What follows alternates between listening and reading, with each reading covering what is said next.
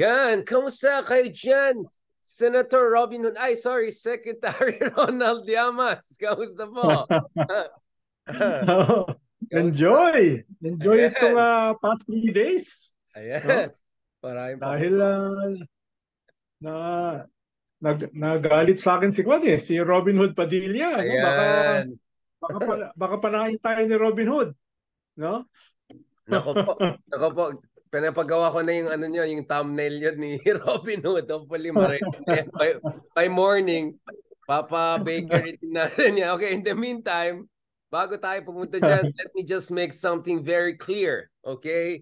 Medyo marami react. Bakit yung background mo mas maganda nung in-interview ka ni Christian Esguerra? Bakit parang mga iba yung pasok? Diba? Pareho lang, oh. Kaya Pareho nga, lang pero China yung nauna ano siya. no? Na parang pinagbigyan mo lang ako. Nag-comment nga ako doon. Sorry ah. Nag-comment. Sorry ah. Hindi ko alam kasing sensitive mo pala si Robin Padilla. Siyempre, mga Baguio boy kami. Parehas pala kayo sensitive no? Kayo mga macho talaga, oh. Hoy, speaking of Oh. sensitive, alam ko, selos yata yung iba na parati kasama ako Pati si Leloy, Oo nga, dahil sasaktan na, si hindi Christian. nila alam, na yung sa'yo, hinahati ng 3. Kaya marami. Akala Madiskarte tuloy lang nila, tayo. akala Ah, nila 3 times a week, no? Hinahati mo sa 3. correct, correct. Uy, bentang-benta yung mga episodes natin. Naka 400,000 views na yata yung mga pagpitik-pitik natin. So gumana itong Ilocano style ko. Salamat sa iyo, Ronald. So meron na tayong fan base. So, I think meron na tayong R&R show, Ronald Richard show, fan base. Kaya medyo na si Leloy. At saka, ewan ko na kay Christian Enjoy. Esquera. Baka nag-enjoy sila panoorin yung mga katulad yung dalawang R&R na hindi sineseryoso ang mga sarili. Diba? Hindi Oo. sineseryoso ang ating mga sarili, pero sumusuntok-suntok pa rin. Aloy, No? may mga cheap shots na mga ganyan. Diba? Alright. Ronald, ano daw ka, chinchismisan niyo daw ako ni Christian Esquera. Anong pinag-usapan niyo? Parang si Christian, parang nagiging nice lang siya. Oh, si Richard, okay lang yan. Pero parang may gusto siya sabihin Hindi, sa... bait-bait mo raw sa Taiwan eh. Ay, Kasama mo kayo sa bus eh. ay, sus! Bait-bait mo. Hindi ka naman pala mayabang. Sabi ko sa kanya, Oo hindi totoo yun, naman. mayabang yun. Oh. Sabi pa ni Ronald, Kinor- sabi pa ni Ronald Kinorek yan. ko siya dahil ang bait-bait mo daw. Oo, Sabi ako ko, hindi ba bait yun? Okay. Bago magalit Ha? sa akin yung mga facts first fanatics. Unahin pa natin yung mga fanatics ng kabila. So, itong away nyo ni Senator Robin Hood Padilla. Sabi niya, sabi niya, laos ka na daw, papansin ka daw, kayo daw may kasalanan na nawala Well, daw sa Scarborough Shoal. Ano oo. sinabi Yung mo? totoo naman yung laos. Totoo naman yun. No? Hindi natin kukontrahin yun. No? Totoo namang kulang tayo sa pansin. Medyo nagpapasalamat nga ako kay Senator Robin dahil pinansin niya yung kulang sa pansin. No? Yun yung isa. Yung laos-laos na talaga. Pero yung Scarborough, medyo hindi naman gano'n kasimple yun dahil nangyari yung Scarborough dahil inagaw. Kaya nga tayo nagsampa ng kaso sa UNCLOS, di ba? Dahil inagaw yung Scarborough, di ba? Yun yung nangyari. Ang medyo hindi ko lang naman nagustuhan dun sa hearing sa Senate, no? Ay yung mga sinabi ni Senator Robin Hood Padilla kay Professor J. Batumbakal na ano ba namang klase tayong bansa? Ba tayo humihingi ng tulong sa mga ibang bansa, no? Wala ba tayong sariling tindig? Wala ba tayong pride, no? Yun yung una niyang sinabi na medyo nung in-interview ako nung Lunes, medyo sinagot ko naman kung May anong ibig point naman siya, sabihin di ng ba? May point naman siya. Ayaw oh, niya sa third party. Gusto niya, oo no? nga, hindi Keep may, it between may, two may, lang. may punto naman talaga, may punto naman. Sinagot lang natin yung kanyang punto. No, yun yung kwan. Tapos sinabi rin niya na bakit tayo nag-scale up? nitong tensions, no? Bakit natin nilalagyan ng kahoy yung apoy? Bakit natin ginagatungan? Nung panahon ni Duterte, maayos, walang problema. Di ba? Yun ang sabi niya na kaya syempre di ko naman mapalampas, no? Yung mga ganon, no, na mga salita. Tapos nabanggit din niya na sumakay siya. Sumakay siya ng bangka. Nalibot niya yung West Rubber Philippine boat? Sea. Rubber boat? Oh, nalibot daw niya yung West Philippine Sea, no? Yung kaya alam niya yung sitwasyon doon, no? Kaya yung column ko nung Martes, no, sa Abante, sabi ko, no, na hindi naman ako nakapunta sa buwan, pero alam ko naman na walang gravity ron, no? Kaya yung column ko nung Tuesday, tingin ko mas nagalit si Robin Hood Padilla. Sabi ko kasi, saan bang planeta nakatira si Senator Robin Hood Padilla? Kung ikaw ba, sabihan ko no, magagalit ka? Kung saang planeta ka nakatira, di ba? Hindi ka naman magagalit. Hindi kasi Ronald, mamaya na natin pag-usapan yung Sputnik, okay? Balikan natin to. Ang akin lang naman, huwag ka naman po mag-Google. Kasi pag ginugol mo yung Reed Bank, ginugol mo yung Wilson Team, medyo marami-raming lalabas at ito ay panahon ni Digong. So, hindi ko talaga maintindihan saan galing itong sinasabi ni Senator Robin Hood Padilla na okay naman daw lahat. That's the Chinese line that everything has been stable. But that's not the reality. So, hindi ko alam saan galing. In fact, ako nga, isa sa mga pinakabinasa na articles galing sa akin ay yung blank column ko noong 2019. Oo, nakita ko yun. Pagka-independence ni Digong, di ba? Kasi yung sa Reed Bank, essentially pinaparot niya yung Chinese line na maritime incident lang yun. Now, we know naman that was an aggression by the Chinese militia forces. And Secretary Lorenzana was very open about it. So akin lang, dalawa lang naman issue ko dyan, Ronald. I want to get also your point of view. And by the way, dun sa mga haters natin, itong R&R po ay isang conversation. Okay? Hindi ako anchor. Anong, magsasalita talaga ako kasi show namin to. Okay? So kung hindi kayo sanay sa ganyan, manood na lang kayo ng mga local. Okay? Pang international kami ni R&R. Balikan natin to, Ronald. Para sa tayo madaldal eh. Kaya nga maganda kasi madaldal tayo pareho. Balikan natin to. Kasi ito, ang hindi ko maintindihan, mas parang sinisisi kayo kaysa yung China sa Scarborough Shoal. Yan hindi ko maintindihan. At pangalawa, mas sinisisi pang US kaysa China. So, hindi ko maalam paraan pa para mas galit pa kayo sa mga Dilawan at saka mga Amerikano kaysa mga Chino. Sino bang nagsasakop sa atin? Hindi naman mga di ba? So, yun lang medyo hindi ko na-gets yung balance doon. Pero kung titingnan mo kasi, Richard, no? Kaya nga binanggit ko yung mga sinabi niya doon sa letter niya. Ito ay consistent doon sa lahat ng mga defender ngayon ng China. No? Mula sa isang governor, no? Mula sa isang columnist, yung paborito mo. Sinasabi mo yung paborito mong columnist, no? Yung isang so kung titingnan mo, yung isa pang senador, no? Kung titingnan mo yung similarity, amazing no? Halos hindi ko naman sinasabi na may script, no? Ikaw lang naman yung nagpapahiwatig na may script no? Parang lang nakakapareho no? Line by line, point by point, no? Parang may pinanggagalingan ako na listahan, ito yung sasabihin mo, no? Then kaya medyo bumibili pa ibig sabihin medyo gumagaling na rin yung propagandist nila, no? Dahil may isang kumpas Kumbaga sa inyo sa inyo sa kaliwa, Richard, parang may ang tawag diyan, democratic centralism, no? Merong may centralism. So ito sasabihin natin, no? Ito yung sagot pag binanatan tayo, no? Yung may ganoon kaya impressed ako na nag-scale up na rin, no? Doon sa dati kasi hindi sabog no? Pero ngayon yung sasabihin ni Sasot, yung sasabihin ni Bobby Tiglao, yung sasabihin ni Mentong Laurel, yung sasabihin ni Robin Hood, yung sasabihin ni Bato, etc. Parang parang nagkakaparehas. I may be wrong, no? I may be wrong. Baka coincidence lang Mali ka talaga. Baka coincidence lang naman, no? Baka nilalagyan lang natin ng mali siya Pero kung titignan mo, no? Parang ikaw niyan eh, 'di ba? Yung itatapat-tapat mo yung plastic, no? Parang pare-parehas eh, no? Yung sinasabi. At least tayo, hindi tayo nagkakaparehas ng sinasabi, no? No? Oo naman, tayo pa. Nagde-debate nga tayo eh, no? 'Di ba? Yan. Kaya inisa-isa ko yung sinabi niya kanina.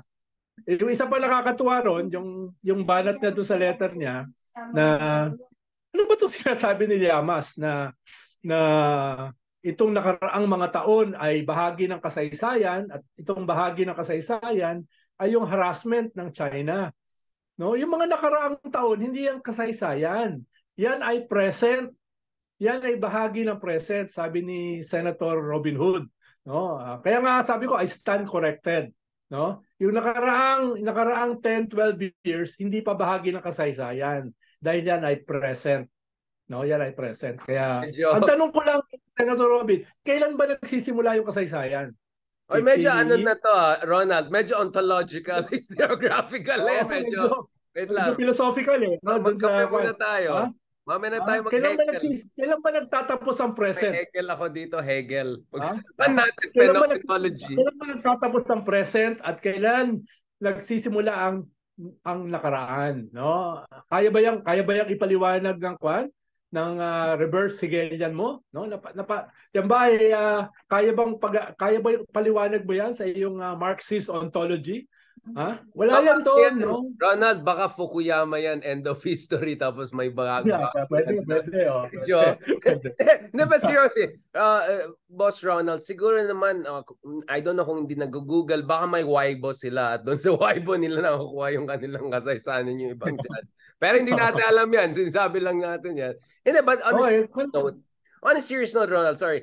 I mean, I want to be also fair to the good senator, no? Because my sense naman is, in fairness kay Senator Robin Hood, legitimate naman yung point na dapat di tayo masyadong umaasa sa mga dayuhan, sa mga Amerikano, palakasin natin kakayahan natin. At sa aking palagay, I think Secretary Gibo Teodoro did a good, I mean, like middle of the road kind of synthesis, no? Speaking of Hegel and Marx. Parang sa isang banda, sinasabi niya, wag natin kalimutan, China talaga yung bully, di ba? Hindi naman Amerika or hindi naman Aquino ang sumako, nagpamigay ng Scarborough. So let's not forget the original sin.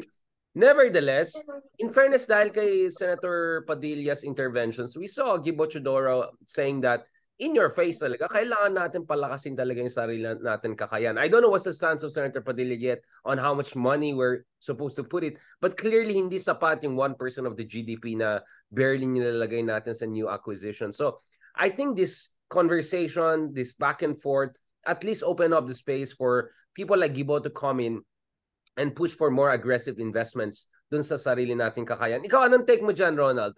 Sa tingin mo, we have... fully agree. Yeah. I fully agree, Richard, na kailangan talaga, at the minimum, yung minimum defensive capability natin, kailangan natin i-scale up, no? Dapat, imbis na napupunta sa intelligence at saka confidential fund ng Department of Education at saka Office of the Vice President, yung hundreds of millions of pesos, ilagay naman natin sa Coast Guard, ilagay naman natin sa domain intelligence natin sa West Philippine Sea. Tulungan naman natin yung mga mangingisda natin, na frontliners natin dyan. So I fully agree na kailangan natin tulungan yung ating frontliners sa West Philippine Sea. I fully agree na kailangan naman natin ng minimum scaling up ng ating defensive capability. Lalo na yung mga civilian coast guards natin, no? Pero wag na tayo magbulahan, Richard. Kahit gawin natin yan in 100 years, kahit i-triple natin yung ating defense spending, hindi natin kayang habulin, no? Yung second biggest economy in the world, no? Yung biggest navy in the world, no? Na nag-i-scale up ng pondo. Prangkahan, hindi natin kaya. Kaya nga nagsampa tayo ng kaso sa UNCLOS eh. No? Tanggapin na natin. It's a weapon of the weak. Diba? Humingi tayo ng tulong sa United Nations, Law of the Sea. Humingi tayo ng tulong dun sa ibang bahagi ng ating mundo. No? Hindi lamang para tulungan tayong depensahan yung ating entitlements sa West Philippine Sea, kung hindi yung kanilang mga sarili sa freedom of navigation. Diba? Yung value ng UNCLOS decision, no? Pinasabog niya yung 9-dash line. Kaya siguro ginawang 10-dash line ngayon. Yung 9-dash line, pinasabog niya na hindi pwede yan. Hindi pwede na sakupin yung 90% ng South China Sea. No? Hindi pwedeng gawin artificial islands yung mga bato na walang buhay at i-claim na dyan magsisimula ang EEZ. Kumbaga sa college, ang tawag diyan style bulok, no? Yung sabi ng UNCLOS sa China, style bulok 'yan. Hindi yan pwede sa rule of law, 'di ba? So yun ang sinasabi natin. Pero sangayon ako ron, dapat talaga palakasin yung ating capacity to defend. Pero linawin natin, masyadong malayo ang agwat at masyadong malaki, masyadong malakas, no? Hindi ito pelikula, hindi ito action movie ni Robin Padilla, no? Ngayon kung gusto niya, no, talagang ipaglaban yung ating soberenya, sasakay siya uli ng bangka, lulusubin niya yung mga artificial islands, susuportahan namin yun, nasa likod niya kami. Medyo hindi ko lang sigurado gaano kalayo sa likod, no? Pero susuportahan namin siya, no? Na lang. Ayoko na Robert. Susuportahan namin siya. Pero ganyan din yung sinabi ng kanyang amo no? Na sasakay ng jet ski, 'di ba? Tapos ilalagay yung bandera ng Pilipinas. Oy, nag-jet ski paste, 'di ba? Sa may Aurora doon sa kabila. Di ba? Nasa na yung bandera na 'yon? Nasa na yung jet ski, no? Ang sabi pa nga niya, yung panalo natin sa UNCLOS, isang isang pirasong papel na dapat itapon sa basura. Diba? Yun ang sabi pa niya Kaya nga, half-jokingly, sabi niya, mas maganda pa nga maging probinsya tayo ng China. Baka nga mas maganda. Ano tingin mo? Baka Republic of China na lang kaysa People's Republic of China. Yan, diba? Mas malapit yung Taiwan. Pero, Ronald, ano naman tingin mo dun sa sinasabi nila na kailangan natin ng ROTC. Pag-train mo pa lang ng ROTC, padala na natin dyan sa West Command. Ano ba to? Indo-China Kaya nga ang ganda ng letter Pag binasa mo yung letter, ang dami sinabi, no? Laos na, no? Nagpapapansin, no? Mali-mali yung mga sinabi tungkol sa history, etc., etc., no? Ang dami sinabi. Sa dulo, ang solusyon ay join the ROTC. Ba, ang galing, di ba? Yun yung dulo ng letter. No? Kaya kinakailangan suportahan ang ROTC. Yung galing nung bibilib na sana ako doon sa banat no? Na matatahimik na sana ako. Yung dulo niya. Ikaw ba, Ronald, nag-ROTC ka na? Sek Llamas, nag-ROTC ka ba? Siyempre. Hindi lang ako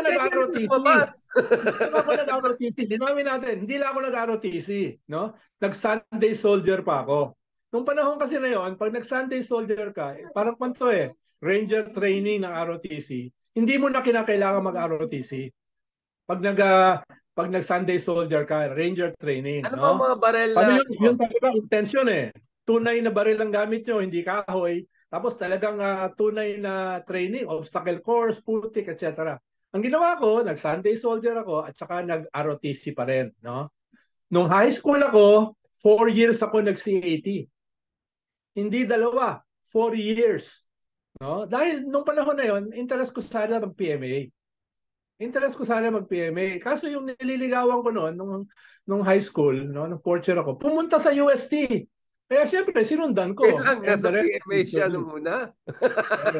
Pero nung una, gusto ko talaga mag-PMA. So, dapat sana, minomonitor na kita ngayon. No? Dahil ang bala ko sana, intelligence No? Hindi dahil sa intelligence fan. No? Dahil tingin ko, may konti ako intelligence para maging intelligent. No? Ronald, imagine mo yung twist ng history. No? Yung sinundan mo lang yung girl, yung nililigawan mo, nabago na yung buong buhay mo. No? Dun sa, di ba, yun yung... Sana ko nag-PMA ka ngayon, hindi si Lacson na yung preshi mo, nag-GMRC kayong dalawa. Muntik na. No, muntik na. Kung nag-PMA ako, yari kayo. Yun lang. Nag-PMA ka, kaya Richard, kaya hindi ko masyadong mapalampas yung mga yung mga sinabi ni Senator Robin Hood Padilla dahil nasa gitna tayo ng bakbakan eh. Tapos may mga ganyan kang mga leader na kung ano-ano sinasabi na parang pinaparot yung linya ng agresor. Mahirap palampasin, no? Mahirap palampasin. Baka maniwala yung kabataan eh. Baka maniwala sa kanya yung mga mamamayan. Kailangan nating masyadong i-engage, no? Kaya maganda na meron namang ganitong klaseng palitan, no?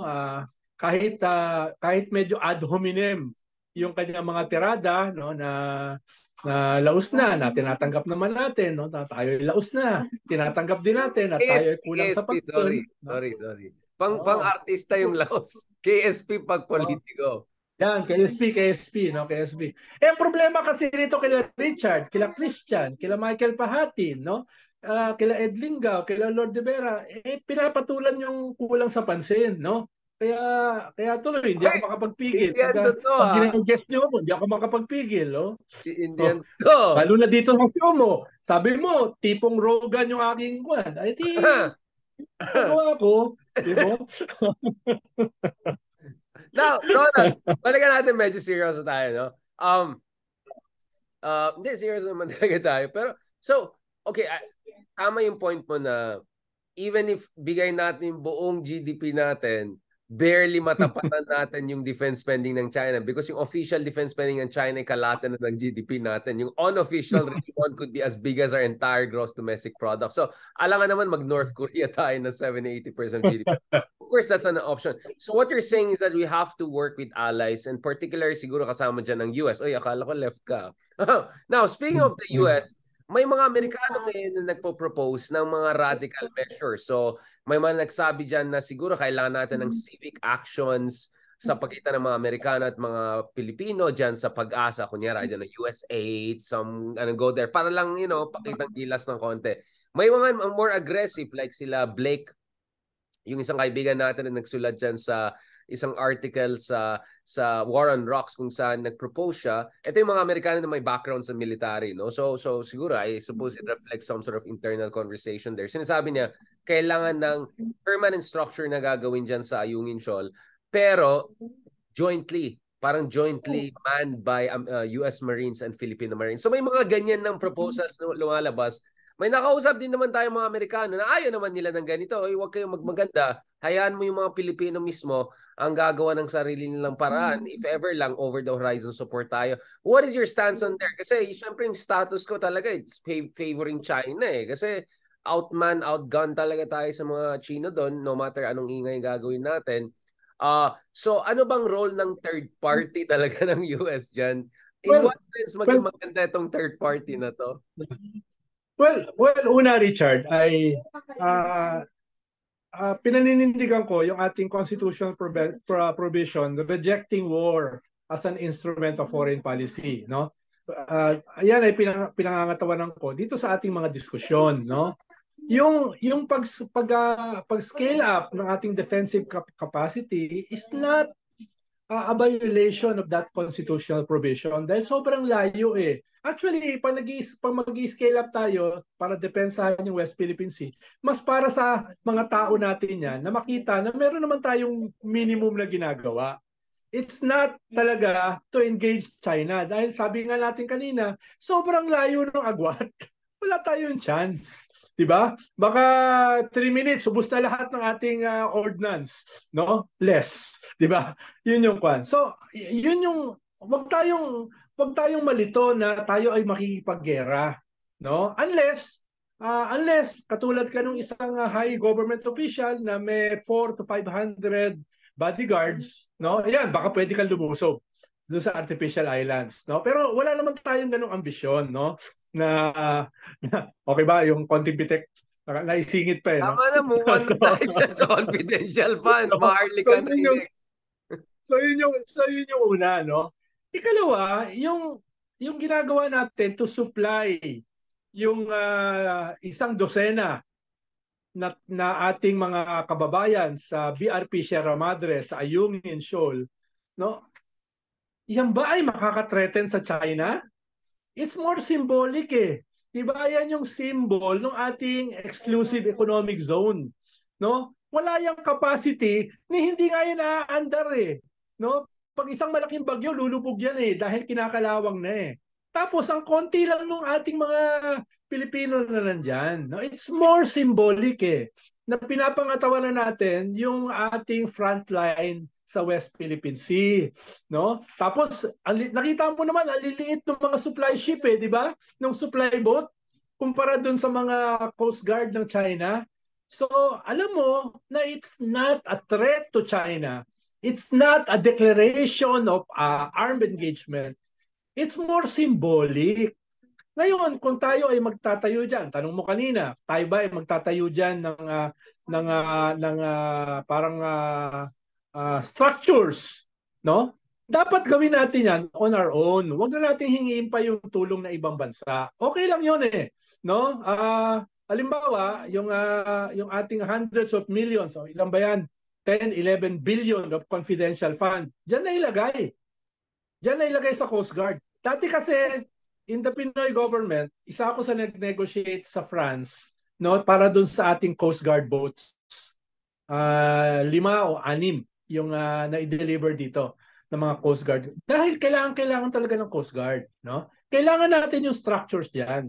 And it's not meant to provoke, no, dahil wala naman talaga tayong laban. It's more symbolic to symbolize na pinaglalaban natin yung ating EEZ, yung ating territorial rights, at poprotektahan natin yung ating mga mangingisda sa ayungin as well as sa buong West Philippine Sea, no? Hindi na kailangan humingi ng tulong.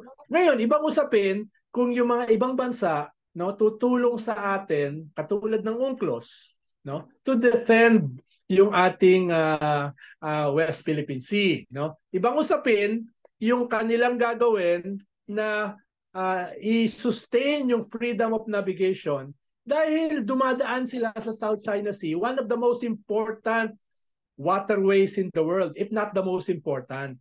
So, ibig sabihin, Europe, India, Canada, Korea, Japan, Australia, New Zealand, no, Indonesia, Vietnam, Europe, etc. Dapat man lang nila maunawaan na pinaglalaban nila hindi yung ating karapatan sa West Philippine Sea. Ang pinaglalaban nila is the freedom of navigation in one, if not the most important waterway in the world for trade. No, yun ang wag kalimutan, no, na kung hindi naman nagtayo ng mga artificial islands diyan, ng mga floating aircraft carriers with missiles, with ports, with runways, with fighter jets, no? Kung hindi naman i-claim ng China through their 9-10 dust line, yung 90% ng South China Sea, wala naman talaga escalation eh. So kailangan maunawaan saan ba nang galing ang escalation, 'di ba? Ng ating mga kaibigan, ng ating mga senador na pare-parehas ang script. Hindi ako nagsabi ng script, ikaw nagsabi nun na pare-parehas ng script, sabi nga ni Richard Hidarian, no? Yeah. Yan yung ating sinasabi. Sa Senado niyan. Alam mo, Ronald, mapabantik tayo. Ayoko sumama sa'yo. Gusto ko pa rin mag-fight na dyan. Masarap magpa-lunch mga yan eh. Joke lang. Ronald, I completely appreciate where you come from. In fact, kung ako ay magiging next presidential spokesman, ikaw ang gawin kong mayor ng Pag-asa. Pwede. Patay tayo dyan. Pwede. No? Mag-i-stack ako ng pandon ng fireworks at saka lucis na pag lumusob yung Chinese Navy, papaliparan ko ng baby rocket, no? At saka nung mga ilaw-ilaw. Karamihan doon, made in China eh. Yung mga akwa natin, yung mga lucis, di ba? Sa New Year, di ba? Karamihan dyan galing din ng China eh. So Secretary Llamas, so sa tingin mo, wag sana umepal din masyado yung mga Amerikano, wag sila mag-feeling savior sa atin. Kasi kaya naman natin yung mga basics na ganyan, di ba? May pondo naman tayo, hindi naman Mars colony yun, di ba? If ever gagawa tayo ng subway. Oh. Kasi medyo naiirita din ako dun sa mga ibang kaibigan natin. Alam ko gusto nila tumulong. Pero ayoko naman yung pinapamukha tayo mukhang tanga na, kailangan natin ng mga Amerikano even for basic things like that. Ayoko naman din ng ganun. So, in a sense, sinasabi mo, Ronald, wag tayo maging ambisyoso na kaya natin tapatan ng China one-on-one basis. But at the same with the same breath, wag rin natin i-underestimate yung capacity natin for doing the minimum or having some basic capability. So yun yung sinasabi mo, no? Just in case baka sabihin ng iba, kinocontradict mo yung sarili mo. Di ba sabi mo wala tayong laban sa China o bakit pa tayo lumaban, di ba? So what you're saying, there's a happy mean here, no? Kung saan we can take care of the basics and then may support na lang from behind na lang yung mga ibang allies and partners natin at saka ibang like-minded countries natin. Kasi yun nga yung problema ko eh. Masyado tayong naiipid dito sa false binary na either sobrang pro-American tayo na mukhang ewan or ano na tayo sa China, submit na tayo sa China. Pambarangay geopolitics yan. To put it nicely, pero sabi mo nga, baka may script talaga, baka may Weibo search engine dyan na hindi natin alam. Pero para sa akin, Google lang, makakatulong ito. Thank you very much, Secretary Llamas. Bago tayo marami pang mga galit sa atin, so tapusin natin itong episode. Kasi may iba na naman tayo. Richard, okay lang magsuot ng t-shirt. No? Magsuot ng t-shirt. Wag lang masyadong plastic. No? Na dinidepensahan natin yung West Philippine Sea. At yung mga magsusuot ng t-shirt to defend the West Philippine Sea, ay yung tunay na sa likod ng t-shirt, yung puso talaga nila ay para sa Pilipino. No? Hindi yung nakasuot ka ng t-shirt ng West Philippine Sea, tapos yung puso mo para naman pala sa China. Diba? Hindi ko naman sinasabi na yung lahat na nagsuot ng t-shirt ay pro-China. No? Pero halimbawa, tayo nga hindi natin sinusuot yan pero alam natin yung puso natin. Hindi tayo mga traidor. No? Hindi Ronald, tayo mga traidor. Ako West Philippines yung Chinese na West Philippines yung ganyan. Okay. Kaya dami tumitingin sa akin Padala mo sa akin. Wala ka bang t-shirt para dito sa podcast mo? Dahil si Christian meron. R&R. Si Christian meron yung Facts First. May t-shirt sold out Papadalan ako Kaya medyo biased ako ron dahil papadalan ako ng t-shirt. Dito naman, wala naman dito. Ni Mag, wala. Wow! Sumisigit na. Yan tayo Kahit Mag, okay na. Okay na Mag, t-shirt. Ano bang lagay ng R&R show? Yung mga ganun. Sige, gawa tayo ng logo. Maghanap tayo ng logo para bigyan ng jacket yan. Para hindi magalit. Bigyan ng t-shirt yan. Para wawawi show. Senator, pinadala ako ng ng sweatshirt, jacket, mug, no? At saka ilalagyan ng tubig. Nakalagay yung yung iboboto ko, yung ganung klaseng senador. Yung pinapadala na ko ng mga collaterals, no? Chipang ka pala Chipang. Sige, yung mga extra mug dyan, ang dami kong mug. Chipipay lang ako, no? Yung ganyan. Sa'yo na ako. Bigyan mo lang ako ng t-shirt, sa'yo na ako. No? Sige, Ronald. Magpaano tayo dyan? Magpa-crowdfunding tayo. Pero mas maganda kung hacket na may hacket shirt na merong no? Na merong Richard Haydaria na sign, no? Ganun. Airlines na may hacket. Katulad ng yung buhaya mong t-shirt. Ano yan? T-shirt. Confidential. Okay na. Hindi ko tatanggihan yan. Hindi ko tatanggihan yung buhaya ng Dahil ang dami naman kasing buhaya sa Kongreso at sa Senado. Dito, sa Green Hills. Ikaw nga nahuli ka mag-CD dati, di ba? Oo nga. Alam mo naman, chipipay ako hanggang DVD lang ako Nahuli ka!